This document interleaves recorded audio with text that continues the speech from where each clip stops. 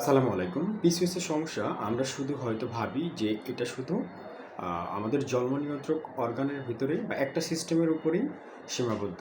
কিন্তু আসলেই polycystic ovarian syndrome মানে শুধুমাত্র ডিম্বাশয়ের একটি সমস্যা নয়। এটি পুরো শরীরের এন্ডোক্রাইন সিস্টেম বা মেটাবলিজমের উপর প্রভাব ফেলে থাকে।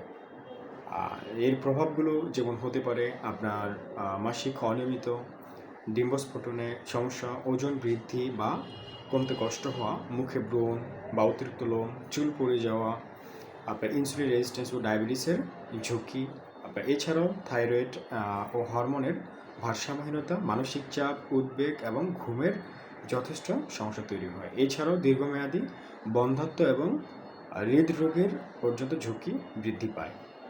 এবং অতিরিক্ত মানসিক টেনশন, দুশ্চিন্তা বা ভেঙে পড়ে যাওয়া, বা হতাশাগ্রস্ত লাইফ লিড করা, এই ধরনের সমস্যাগুলো পড়তে হয়। তো এই জন্য পিসিওএস শুধু একটা সিস্টেমের ভিতরে সীমাবদ্ধ না, টোটাল বডির উপর মোটামুটি প্রভাব ফেলে থাকে বা একাধিক সিস্টেমের উপর প্রভাব ফেলে থাকে।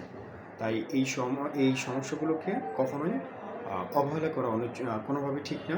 সঠিক লাইফস্টাইল মেনটেন করুন, নিয়মিত ব্যায়াম করুন এবং আপনার প্রয়োজন অনুসারে যে ওষুধগুলো প্রয়োজন এই মেডিসিনগুলো নেওয়ার চেষ্টা করুন।